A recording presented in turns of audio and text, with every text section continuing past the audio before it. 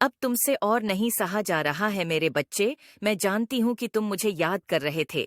लो मैं ए गई तुम्हारी पुकार सुनकर। मेरे बच्चे तुम उदास मत हो। तुम्हें ऐसा उदास देखकर मुझे बहुत पीड़ा पहुंचती है।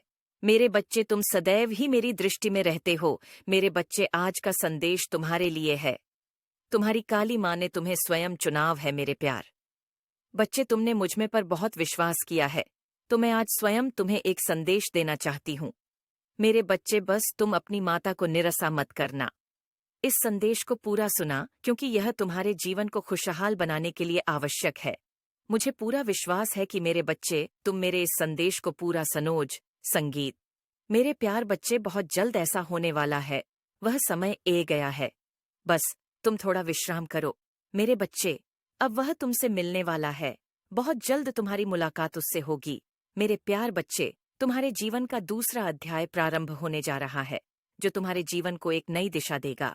अब नए चक्र प्रारंभ होने से तुम्हारी मुलाकात उससे होगी जो ईश्वर की देन होगी। वह तुम्हें किसी भी रूप में मिल सकता है किंतु मनुष्य के रूप में ही वह तुम्हें मिलेगा जो अपने पवित्र और श्रद्धा से तुम्हारे जीवन को पूर्ण कर देगा और तुम्हारे जीवन में खुशियां लेगा और तुम्हारे जीवन में एक नई दिशा आरंभ करने में मदद करेगा।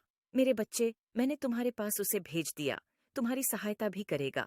मैंने देखा है कि तुम्हारे घर संकल्प के कारण यह संभव होकर रहा है। मैंने तुम्हारे पास फरिश्ता को भेजो है। उसका केवल यही कम है कि वह तुम्हारे जीवन के सुखद बदलाव के लिए तुम्हारी सहायता करे। मैं आज यह नहीं कहूंगी कि तुम बीते दोनों को भूल जो मेरे बच्चे तुमने बहुत सारी कठिनाइयां और चुनौतियां का सामना किया है।